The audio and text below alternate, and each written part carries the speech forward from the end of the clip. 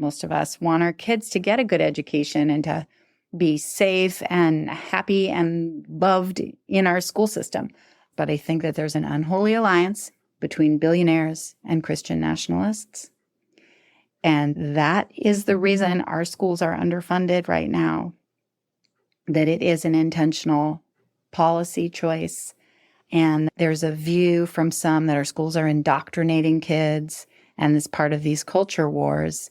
And I think that some people just want to take out our public schools and then replace them with funding that can go to Christian schools, religious schools, and institutions.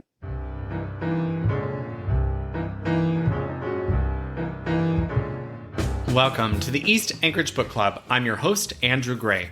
The purpose of this podcast is to tell the stories of Alaskans of interest and importance. Today, our guest is Rebecca Braun of Juneau.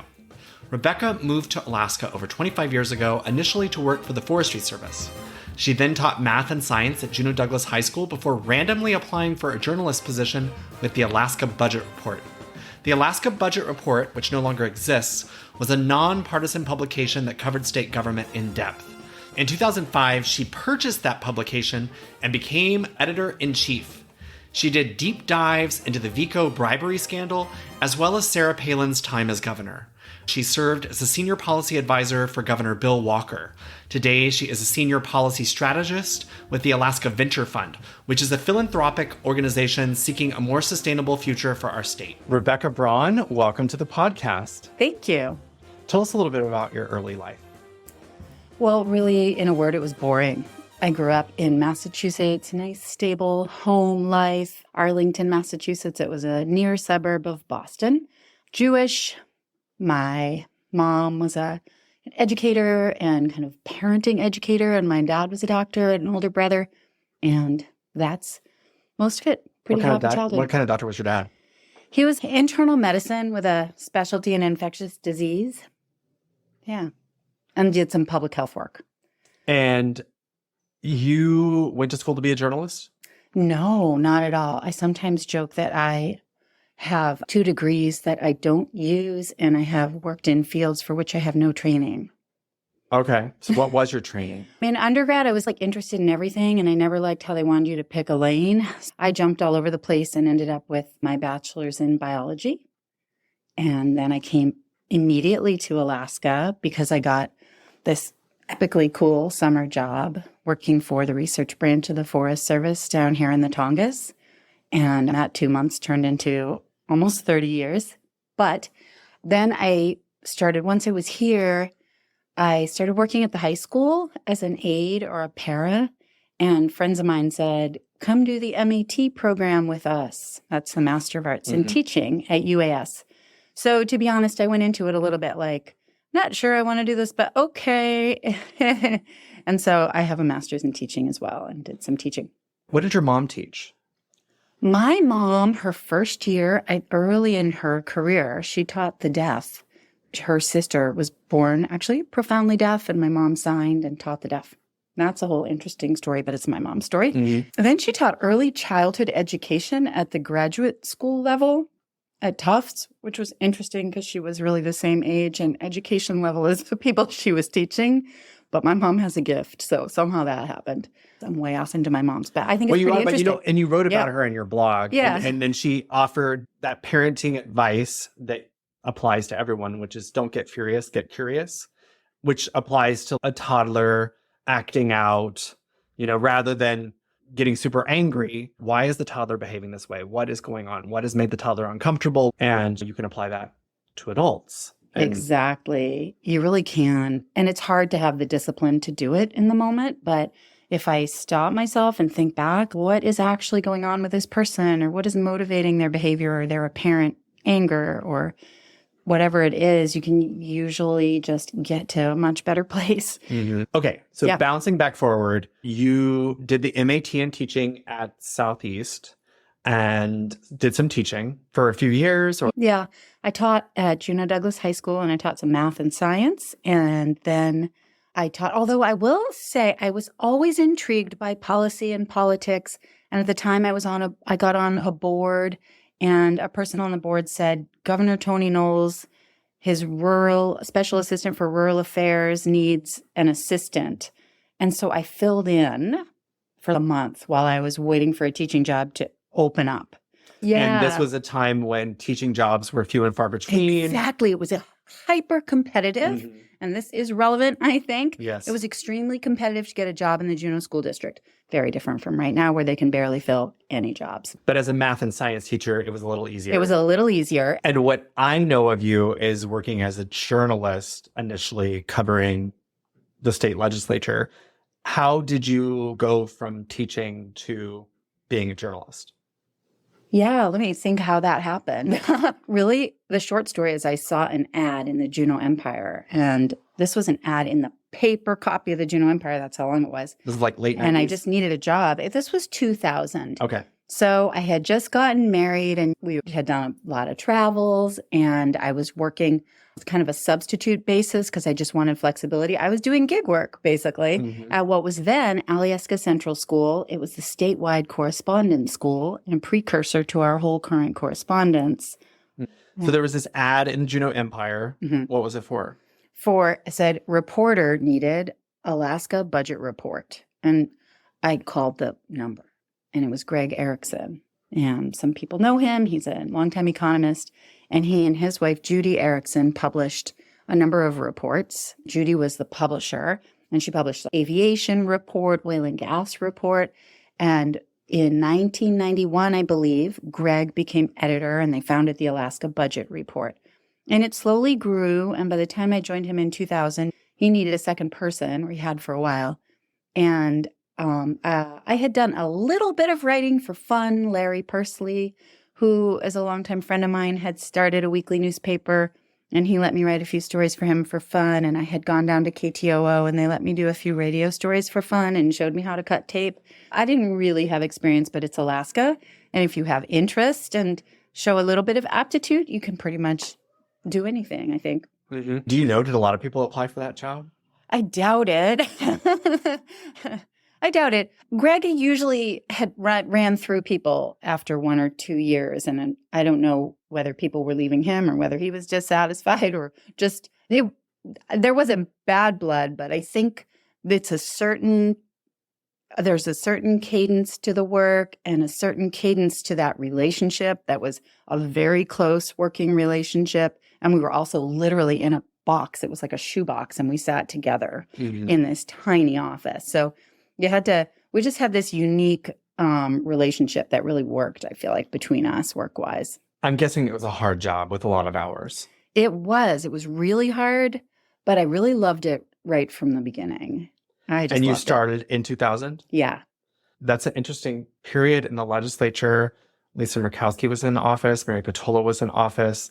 Andrew Halcrow, Ethan Berkowitz. Murkowski just became governor. Frank Murkowski. In 2002, he was elected. So Tony Knowles was governor when I started covering things. It's just so interesting. And in 1999, so that first session I covered, people were dealing with the fallout of where they had put, it was an advisory vote. The legislature had put to the people like, should we use the permanent fund to support state services? Needless to say, the people said overwhelmingly, hells to the no, we want dividends. They've learned since then, don't ask the public.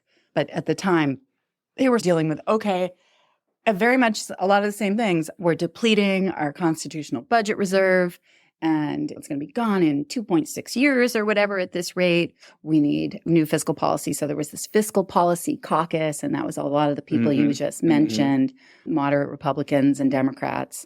Beth Kurtula, yeah. Ethan Berkowitz. Andrew Halcrow. There was a guy named Drew Scalzi. He was from Homer. A bunch of them were involved in it. You did that for 13 years?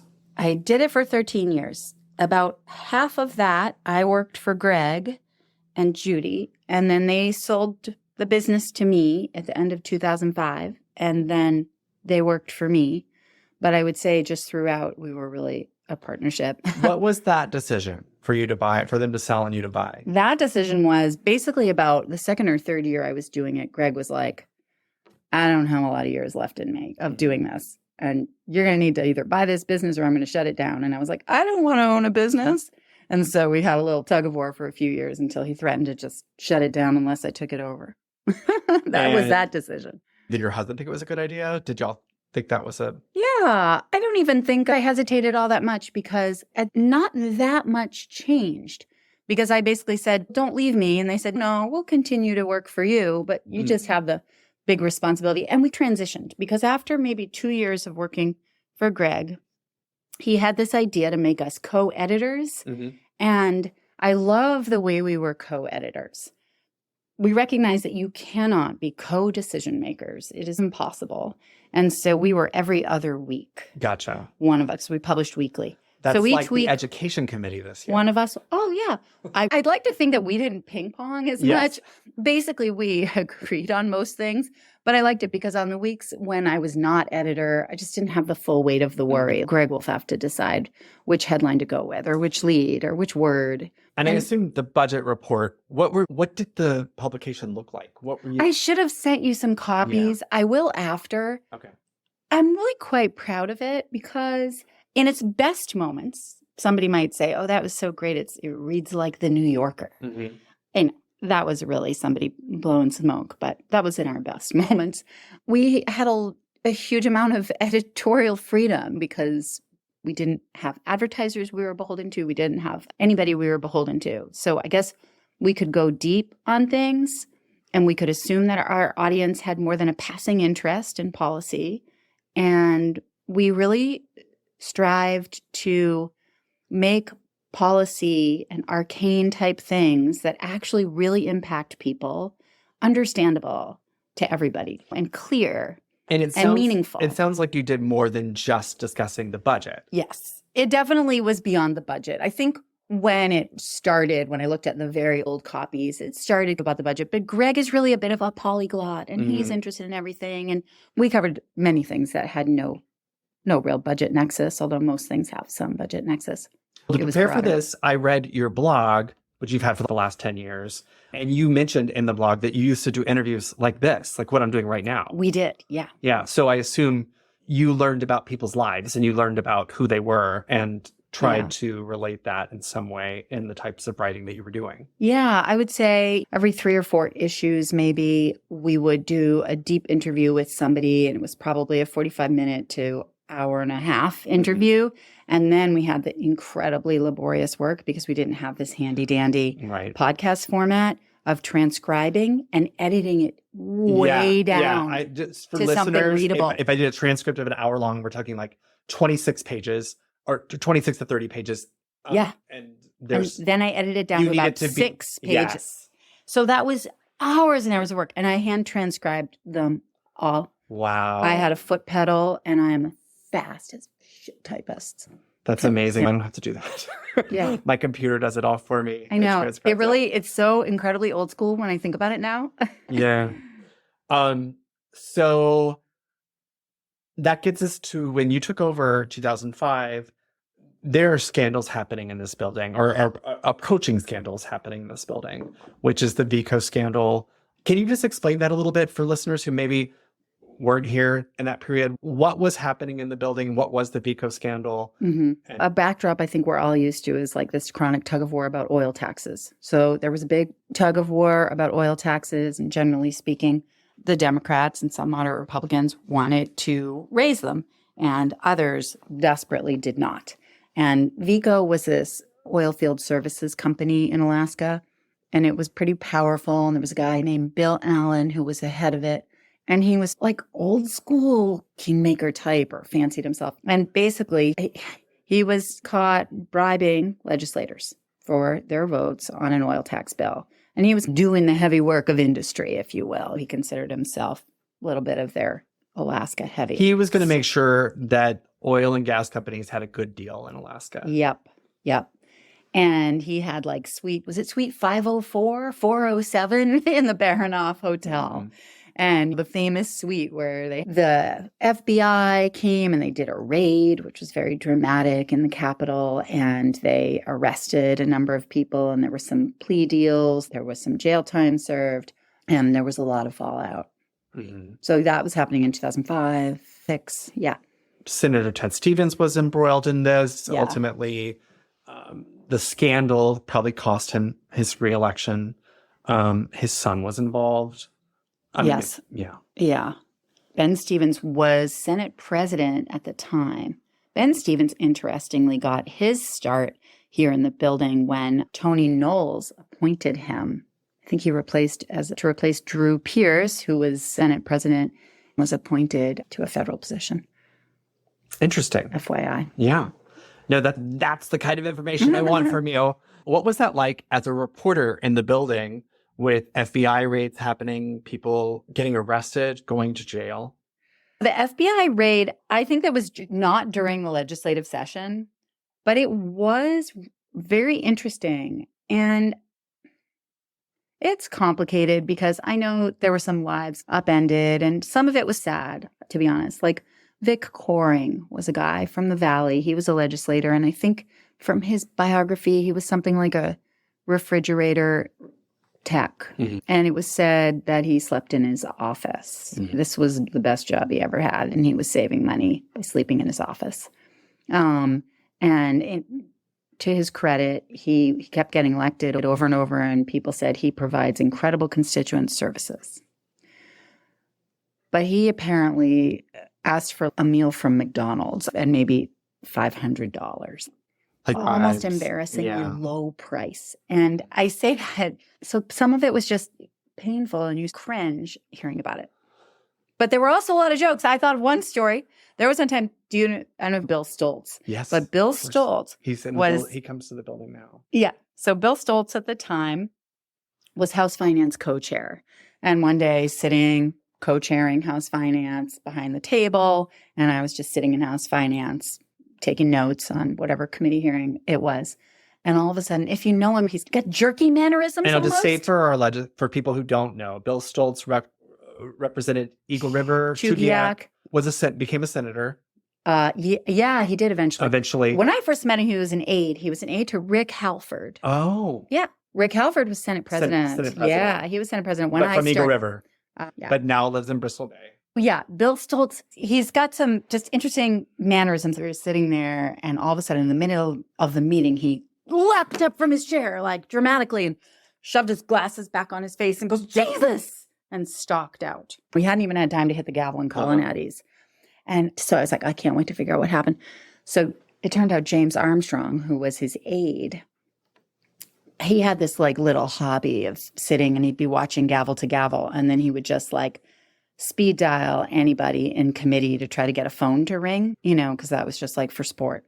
Because this was like 2006 maybe. Yeah. So this is pre-iPhone. Right. It wasn't maybe as easy to just set your phone to not ring. Yes. So he just, for sport, would see who was on camera in committee and call them to see whose phone he could get to ring. Yes. At the time, I remember he'd go, what's your phone number? And I was like, I'm not giving it to you. You're never going to catch me. Okay. So apparently he had somehow changed it so that it looked like the incoming number was Bill Allen. Oh. And that's when Stoltz leapt up and stalked out, I guess, like afraid Bill Allen was calling him and was like just throwing his phone in the air and panicking. That's so funny. Yeah, and James was in his office like. That's very funny. Yeah, how people amuse themselves. And so you stayed on doing that job in the building till 2013? Through 2012. 2012. Yeah.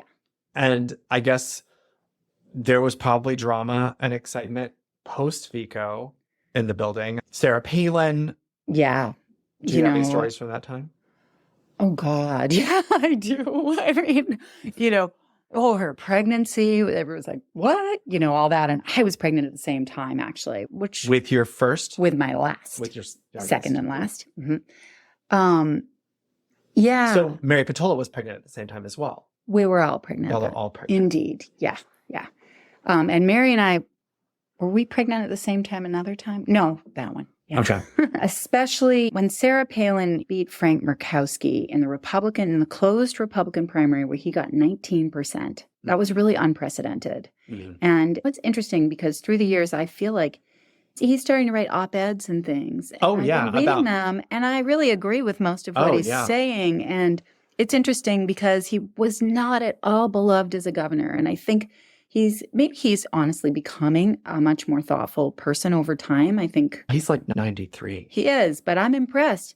assuming he's writing his own Right. op-eds, I'm really impressed. I feel like he's evolving as a human, which in your 90s is amazing. Mm-hmm. Anyway, he was really prickly. He just did not know how to endear himself to people. There was one time we used to have press conferences, and he would call press conferences, and reporters are busy. Most of them have daily deadlines, and it is tight, and you've got committees to go to, and then you've got to bang it all out before your deadline. And we would stay up all night on our weekly deadline. And so he would routinely call a press conference and show up 20 minutes late. Yeah. So by the time he showed up, everyone was ready to have his head, and it did not serve him. Right. We were just almost like, I got to admit, like a lynch mob. Mm-hmm. So he didn't have a great relationship with the press because he showed up late all the time. And he'd come in and we'd all be like, just ready to get him. That sounds terrible, but that was part of the problem. And his mannerisms, people found him arrogant. So he lost to Sarah Palin in this kind of shocking defeat. And she came in as a populist. Because she had held oil's feet to the fire, really. That's the story, is that Yeah, I think everybody trumps up their story a little more, but it's true that she had been appointed to the Alaska Oil and Gas Commission. She didn't serve very long because she quit, saying that one of the other people was it Randy Rudrick? Yes. Yeah, he was chair of the Republican Party. And of course, he was appointed over the vehement objections of the Democratic minority that were ignored, saying this is really inappropriate to pay somebody this much when they're the party boss and have them in this regulatory position. And he should have to. Well, he didn't. And then Palin said, nope, this guy is doing party business on the state dime and state time. So she quit She in stood protest. up to the Republican Party. She stood up to the Republican Party, made herself an enemy in the Republican Party chair. So she really came in as this insurgent, as a populist, as a woman of the people, as a very ethical person. And she was in that instance for sure. I do give her credit. And then she ran for governor and beat Frank Murkowski. Yeah, it's crazy. And then her first year and a half in office, she really, and you can tell from this early story, was more aligned with the Democrats and a small cadre of moderate Republicans than anybody else. She wanted to raise oil and gas taxes. She did. Yeah. I mean, she raised oil and gas taxes. Right. She and Pat Galvin, Elise Galvin's husband, are responsible for this state getting billions and billions of dollars that have enabled us to survive. Because he was commissioner of revenue. He was commissioner of revenue. And he was really the one who pushed it through. She obviously empowered him to do it. But he deserves huge credit. He did an amazing job, and he pushed through this big increase in oil and gas taxes that got rolled back once Parnell came in office. And obviously that is controversial and complicated, but there's no arguing that it brought us a lot of money that really has been useful.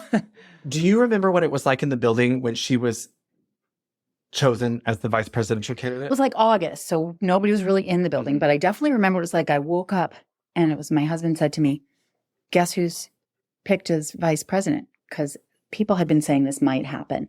And I was like, I don't know. And he said, Sarah Palin. And I was like, yeah, totally bullshitting me. And I was so convinced it was bullshit that I went back to sleep. And then I got up and I checked some kind of news and I saw it was real and I couldn't even believe it. And I went out for a walk and I remember everybody being a little stunned. And I ran into this friend of mine from hockey because I was playing hockey at the time. And she goes, I like moose chili and I'm a hockey mom. Pick me. There was a little bit of feeling that whether or not you liked Sarah Palin, she was in over her head. Right. And I thought, wow, because I had interviewed her and I had gone maybe a little easy on her in retrospect because she didn't understand things. Like I had asked her about some stuff with the Education Foundation formula that we were thinking about and some stuff about Medicaid, and she didn't understand the policy stuff. And I thought, objectively speaking, I understand a lot of the state policy stuff better than she does. And I don't think she understands federal or global policy any more than she understands state policy. So whether or not you like her, I found it to be, and most people found it to be a bit shocking that thought she's a little out of her league. What I hear you saying is that she was in over her head as governor. She was arguably in over her head as governor, yes. And then beyond that, on a global stage, most of us felt she was in over her head. And that's just policy neutral. Mm-hmm. On the policy side, up to that point, she had really gotten her agenda through with the help of Democrats. which had not at all endeared her to Republicans who already didn't really like her because they went after their party boss. They deposed the sitting governor. She did. So what was the feeling of the establishment Alaska Republican Party when she was selected as John McCain's VP? It was interesting because they were not fans of her. So they were just a little stunned. And what happened when she came back after they lost, and she came back, and if for people who didn't follow that 2008 campaign, it was bruising. She came out absolutely swinging, and it was like unrecognizable. The sort of policy positions she was espousing were unrecognizable based on what she'd done in her first year and a half as governor. And the way she was talking about Democrats was unrecognizable from the actual relationships she'd had with them. Right. And all of a sudden, reality was turned on its head, and it was just mind-boggling to everybody. And so when she came back, I remember saying, she does not have a friend in this building because she alienated all the Republicans while she was and then she governor went of the first. badmouth all the Democrats. Then she alienated all the Democrats. And she didn't have a friend in this building. And I couldn't see her finishing, and I wasn't super shocked when she resigned. That's a really good perspective, because I think for people like me who didn't really pay attention to politics and just superficially looked at the news, it seemed like she quit because she wanted to be on a national stage. She wanted to be a Fox News correspondent. She wanted to do her reality shows, and that it was more about the bright lights beyond Alaska that were attracting her, where in reality, and that could have been part of the truth, but also everyone hated her in this building. Yeah, I think they're both true. Absolutely. And she had been like, I'm too big for this stage. There was a little bit of that. She's like, I'm done with this small town podunk place. But really, she couldn't do anything here. And also, at this point, she had this vision of herself as a national player. Mm-hmm. And so she had this vision, maybe she'd run for president, whatever. Mm-hmm. And so that makes it a bit impossible to be legislating for the state. So that was a time when we had this big federal stimulus. So there was all this federal stimulus money. Mm-hmm. And that was back in 2008, 2009. Yeah. So it was the economic crisis, the recession. Yeah. Uh-huh. So there was this big federal stimulus package and all this money coming to Alaska. And at this point, the dominant paradigm really was still like federal money is good. Now that's changed a little bit. But Sarah Palin, in her campaign, one of the things she had said famously was like, we don't want that bridge to nowhere money kind of thing. And that really upset people in Ketchikan. Like, you're calling our town nowhere? We're not nowhere. And so that further pissed people off. So then she came back, and if you're playing to the state audience, you're like, oh, sweet, we've got all this federal stimulus money. But if you're playing to this national audience and your new anti-government persona, so she turned back this, or tried to turn back this federal stimulus money. And it was Mike Hawker, who was a Republican representative, who hired Larry Pursley. And Larry is an exhaustive researcher. And Larry researched all this federal stimulus package stuff. And he worked tirelessly to inform legislators, and they ended up basically rolling Sarah Palin on it. And I can't remember the exact mechanisms, but saying yes to the federal stimulus money when she had tried to say no. And that's just one example of where she was just in this untenable position going forward, where she couldn't really be a governor for Alaska while on this national stage. Mm-hmm. Sorry, Sarah, if you're listening to this. Okay. I consider her a little bit of a friend. We had a friendly relationship. Because when you are both pregnant. Yeah, actually, after she had her baby. So her baby was born on my birthday, happened, and a few months after my baby. And I actually took that session off because my baby was born on the first day of session. Wow. And about a week before, I was like, oh my God, I can't do this. But I came by, and I remember seeing her on the Capitol steps and with her baby who had Down syndrome.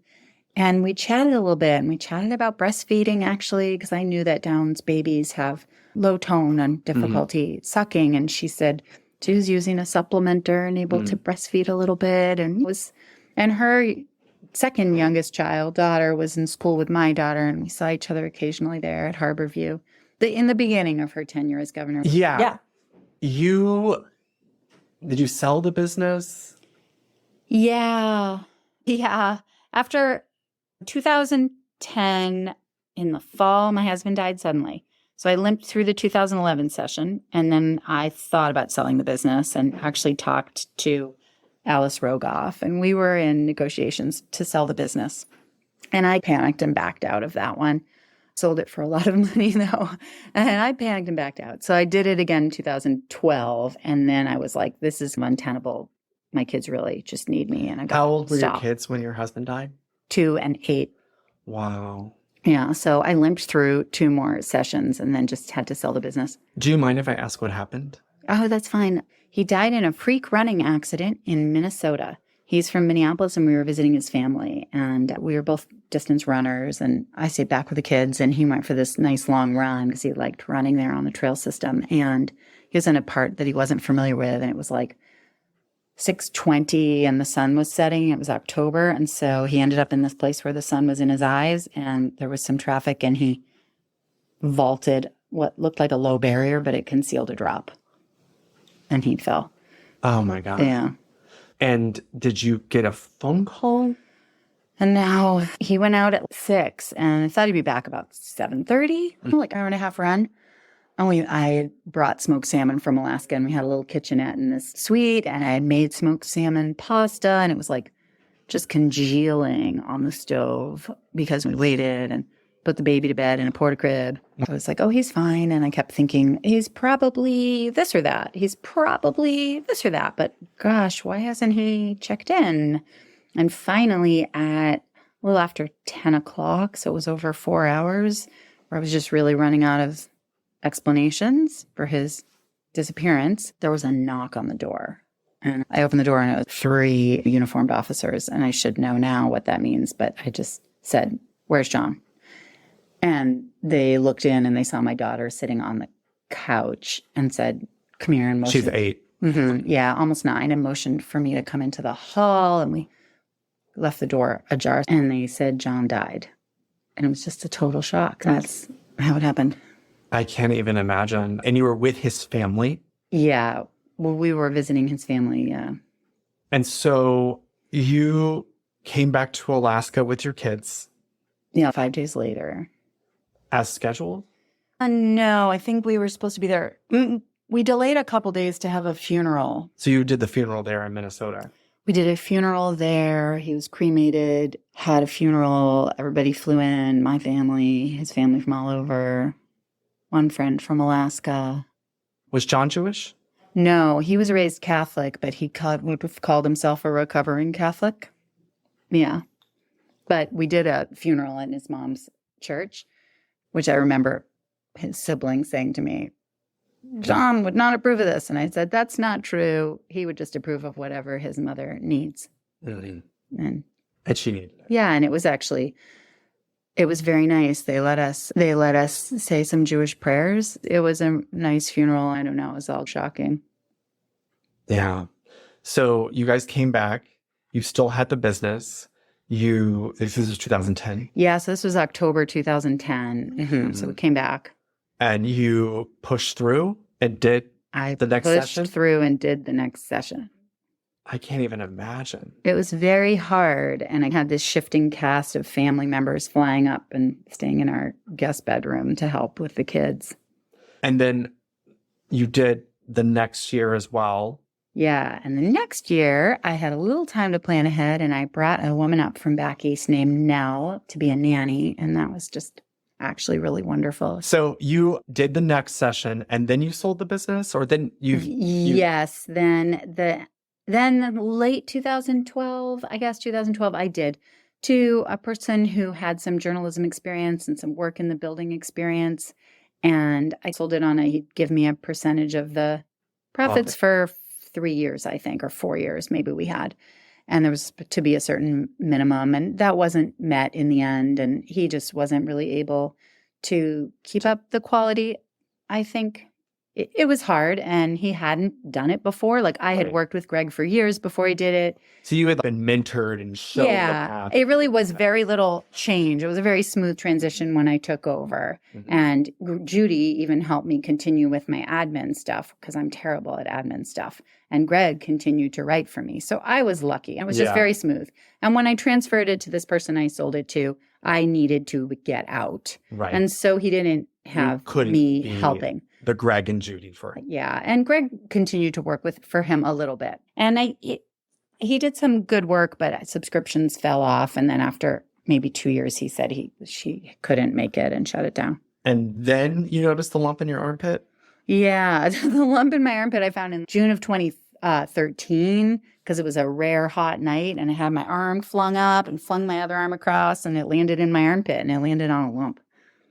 And you went to the doctor the next day, or Yeah. you did? So you went. I didn't think it was anything, but I had a boyfriend at the time, and he was like, "You need to get that checked out."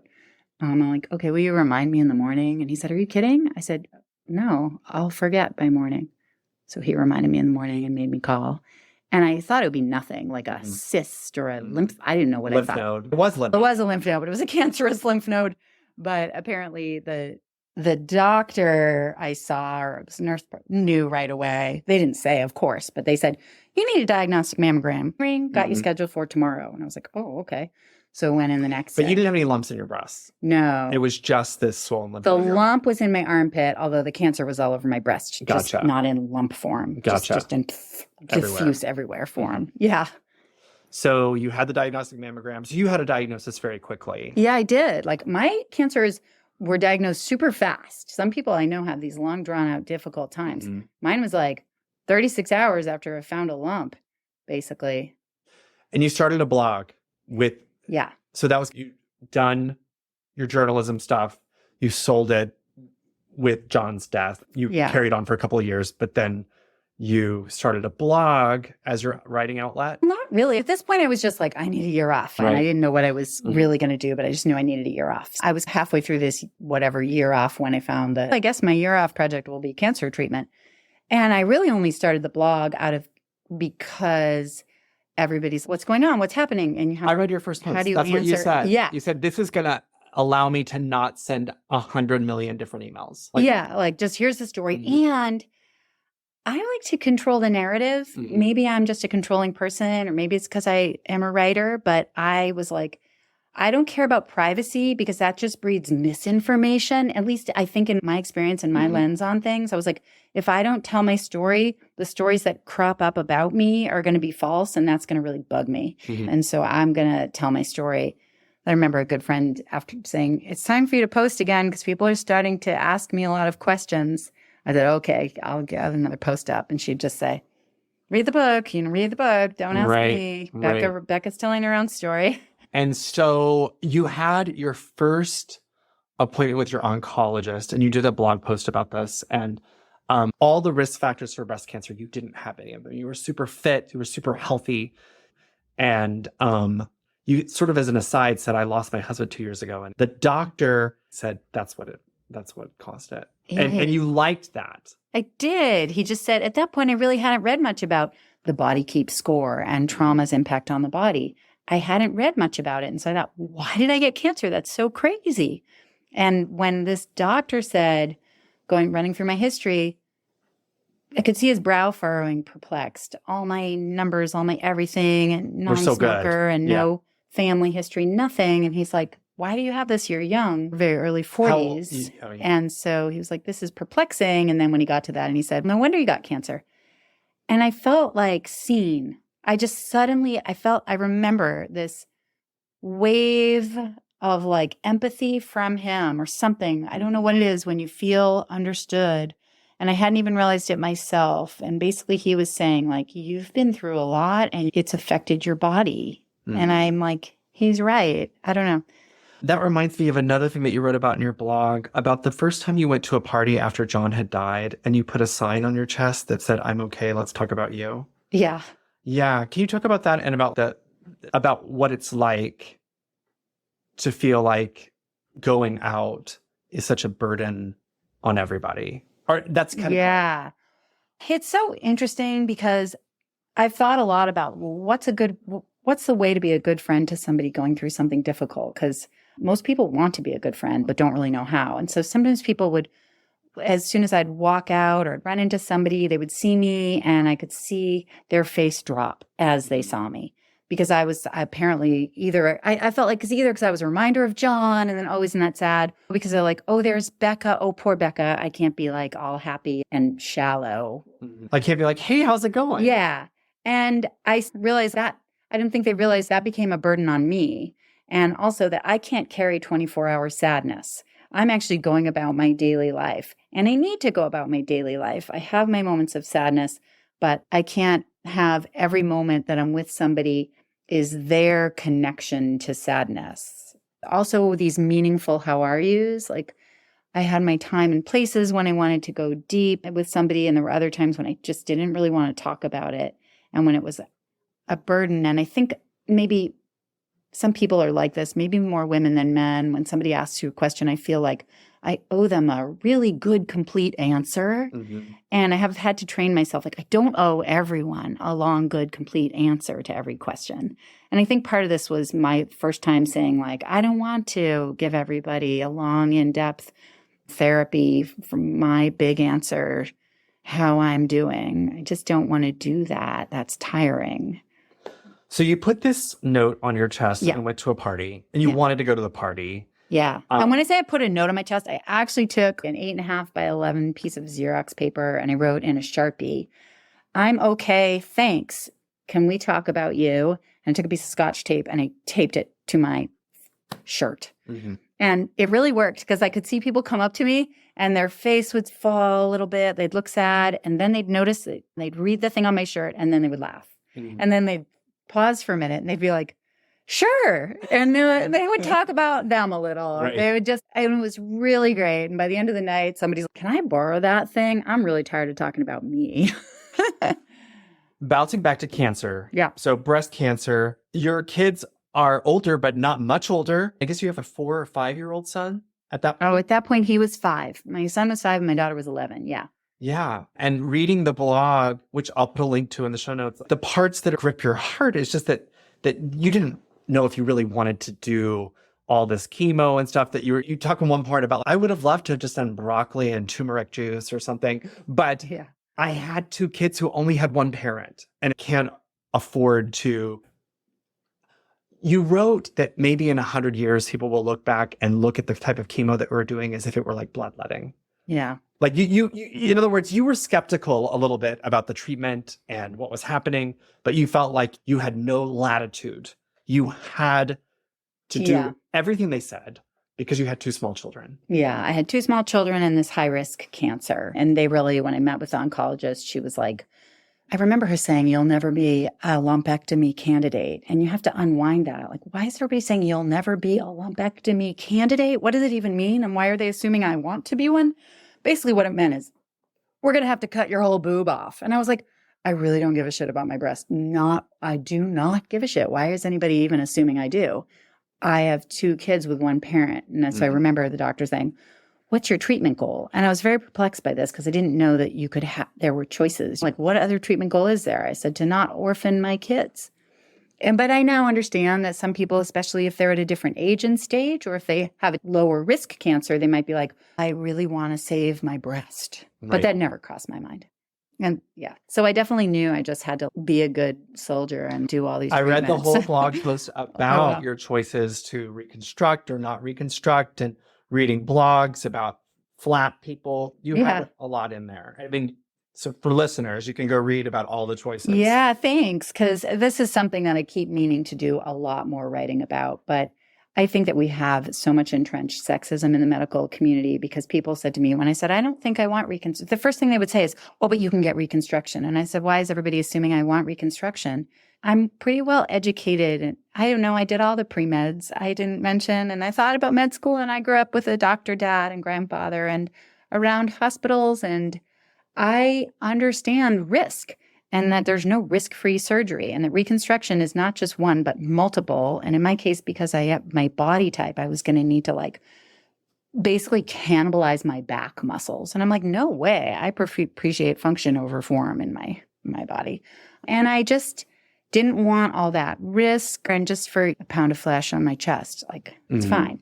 But people just could hardly accept that. And the doctors and nurses would say, oh, but you're young. I was like, what does that mean? That I should still be sure to keep myself physically attractive to men? Or they'd say, oh, it looks and feels like the real thing. It turns out they mean, when they say feels like the real thing, they mean to somebody touching. It doesn't feel like the real thing to you. It's insensate to you.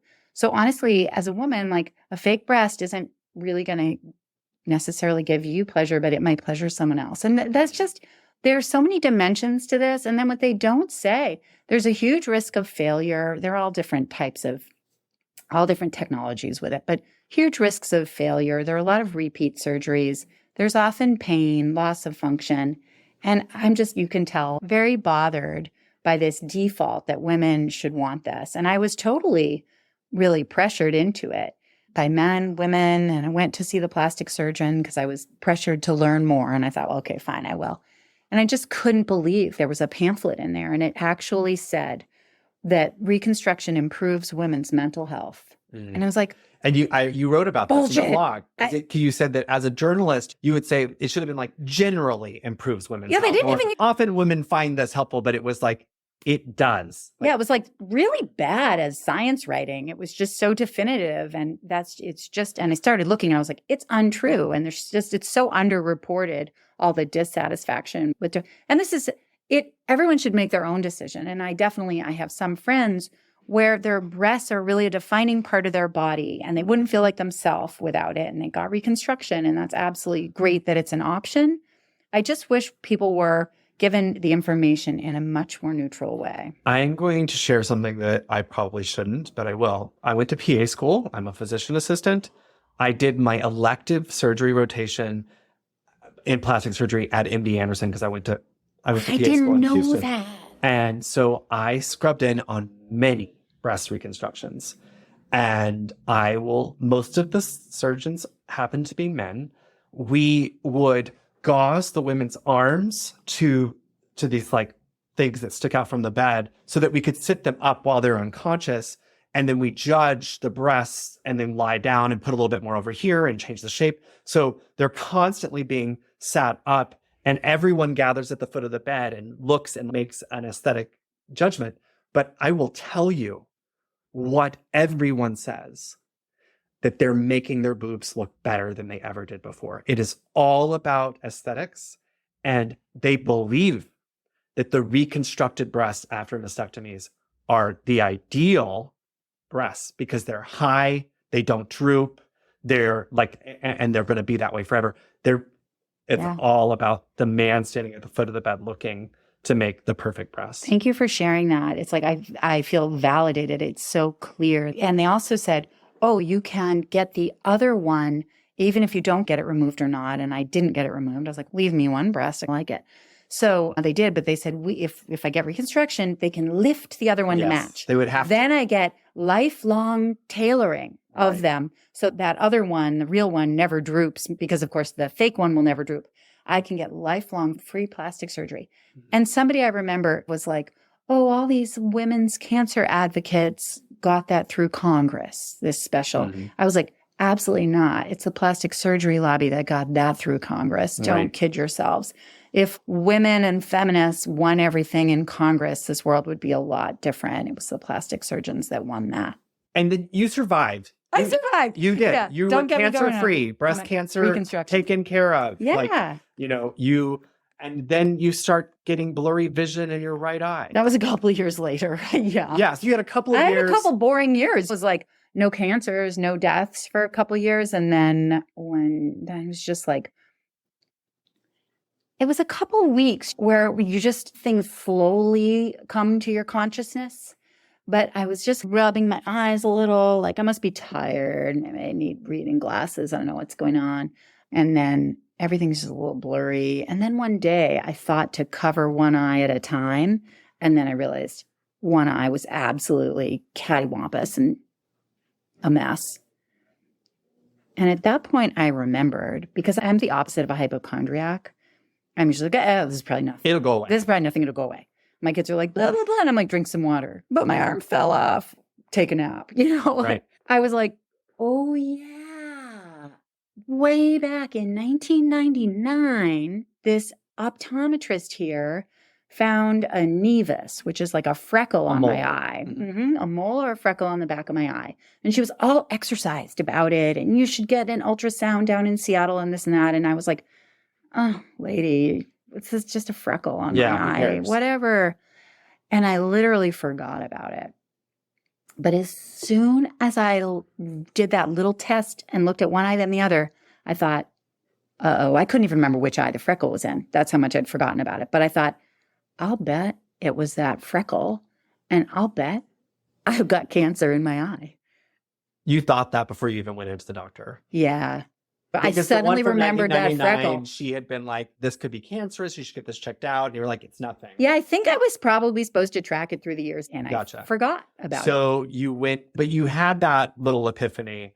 Did you go to optometrist? So the next day, no, I went straight to the ophthalmologist. Good. There was a guy named Dr. Breffel who used to be here. Went to him and he took this photo of it. And then I remember he was like, this is extremely concerning.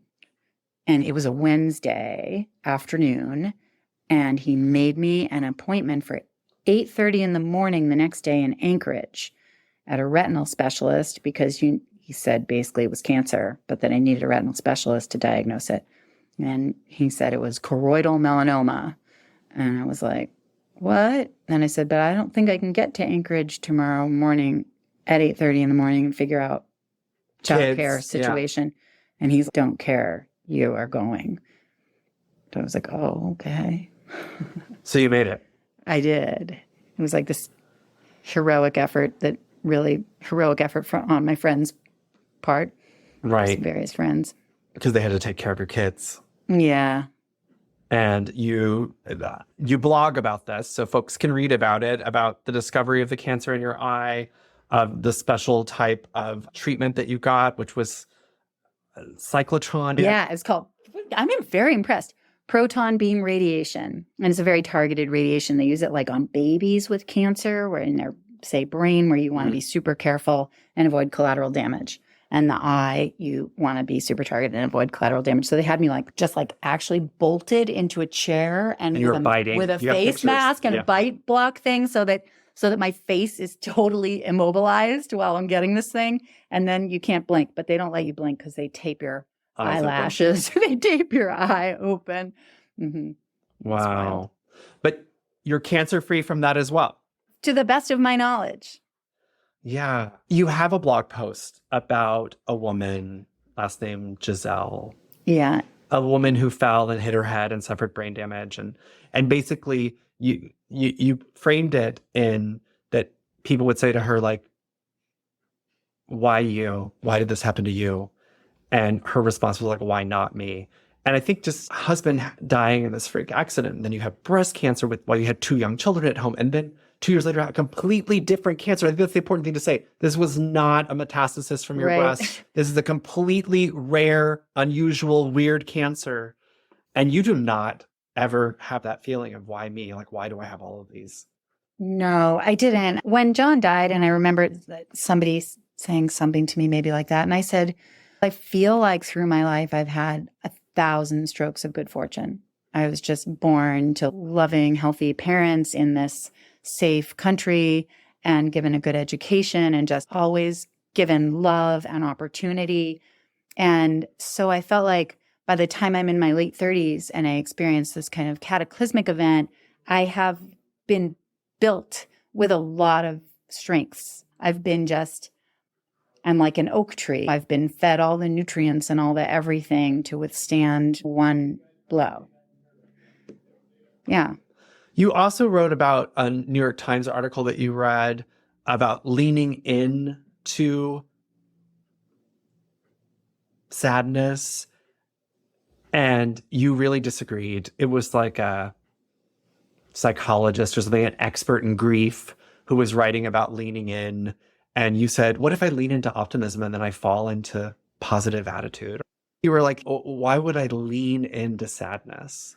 Yeah, it's funny. I go through so many ups and downs, so the blog is a marker of a point in time. There's so much pop psychology. You can read a different piece of advice every day. I have to say, one of the biggest things I've learned, if we use this lean in metaphor, is lean into my own inner voice. And I felt like one of the things that happens when you go through something big and public, like this, my husband dying and then the cancer, just a lot of people feel invited into your world. And I did have to invite a lot of people into my world. And for the most part, it was incredibly positive. People helping me, helping my kids. We got so much love and support. But sometimes along with that, there's this cost. And it's people thinking that they can offer advice. And usually it's well-meaning. And I felt like a little bit over time of an erosion of like my own confidence in myself. And so many people will feel like in part, if they're helping, that they can also offer advice because they're offering me help. And it's a little bit hard sometimes to say, no, I don't really want your advice. I just want to think this through myself or listen to my inner voice. And this is true with the medical community too. I have to sometimes be like, my gut is telling me something different. My body is telling me something different. And I think this is something we all need to learn. So I guess for your listeners, I want to really emphasize that. Lean into, sounds hokey maybe, but lean into your inner voice. And especially when it comes to your body, you know your body, only you inhabit your body, and you know if something's wrong or if somebody's misdiagnosing you. I feel I've been misdiagnosed and others have been, many people have been, or a lack of diagnosis. But I digress. Or I've read a lot about the mind-body connection. And I think before all of this stuff happened to me, I thought a lot of it was kind of woo-woo, like I'm a woman of science. And I've changed my tune, really. And frankly, science, as we know, is just catching up. A last question is the way I came to know you this year is you've written some op-eds about education. You've been very involved in the efforts to raise the BSA, to improve education funding in Alaska. And I assume that advocacy comes from your time as a teacher here in Juneau and your mother being a teacher and raising 2 children in the Juneau School District. But maybe not. I don't know. Can you speak to that? I have a lot of different experiences with education from teaching here and from having kids in the schools. And I served on the Juneau School District Budget Committee and from really tracking very closely education funding and education policy for a lot of years. And then when I worked for Governor Walker, for about 3 years, I was involved in education policy. And I'm on our school site council in Juneau. We have these kind of advisory committees at each school called site councils. I just see the erosion of quality. And I see the larger factors. I do not think it's the fault of our principal or our superintendent or our school board or any individual teachers. It's systemic underfunding. And there's no free lunch. And it really bothers me that you hear people saying on the one hand, oh, education, they just want us to, quote, throw more money at it. But then when they talk about any other problem, whether it's snow plowing or policing or, oh, we need more money because it takes more money to do the job right. Same thing with education.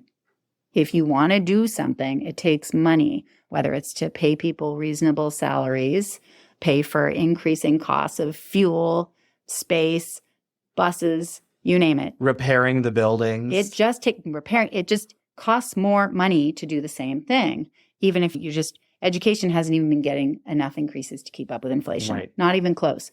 And I see the erosion as a parent, as a person in the schools, and as a person who's been in the schools here for over 25 years. I see it. Do you think that there is a sinister undercurrent?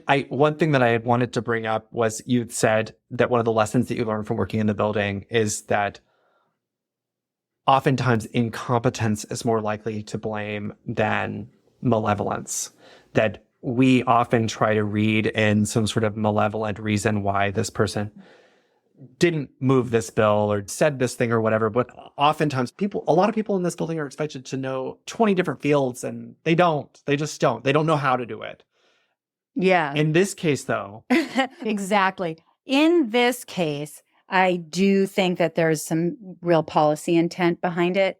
And we are seeing a growing hostility to public education across the nation. And this is one of those things where national politics is creeping into our state and local, and I don't think it's great. I think most Alaskans, if they were to tune all that out, actually just want to have good schools and that our bedrock values are really similar. Most of us want our kids to get a good education and to be safe and happy and loved in our school system. And I think that I could really go deep on this, but I think that there's an unholy alliance between billionaires and Christian nationalists. And that is the reason our schools are underfunded right now, that it is an intentional policy choice. And there's a view from some that our schools are indoctrinating kids and is part of these culture wars. And I think that some people just want to take out our public schools and then replace them with funding that can go to Christian schools, religious schools, and institutions. Last question. Do you There, want I to said recommend it. Rebecca a book? Oh gosh. Let's see. Here's a weird one, but that I loved. It's an old one.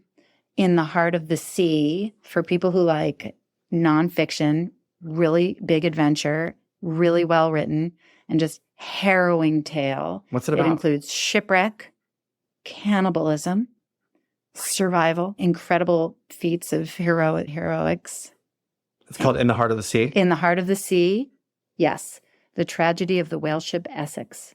And you also learn about this insane, bonkers whaling industry back in the day. So this is like People- 100 years ago? Or... Yeah, Okay. it was just crazy when people were killing sperm whales because they had these big oily things in their heads. And then just like getting the oil out of their heads and boiling it down on ships. And they'd be out on these ships at sea for 2 to 3 years at a time and then come back to Nantucket or whatever. And I grew up near Nantucket in New Bedford. And it's super interesting. I like that book. Very cool. Thank you so much for being on the show today, Thank Rebecca you. Braun. The book that Rebecca recommended is In the Heart of the Sea by Nathaniel Philbrick. Her blog is called An Improvised Life, and there is a link to it in the show notes. I'm also dropping a link to her most recent op-ed in the ADN entitled Alaskans Want More School Funding, Dunleavy and Legislators Should Listen. Thank you, listeners. If you like what you heard, please subscribe, rate, and review us. To contact me, email rep.andrew.gray@akleg.gov or call 907-465-4940.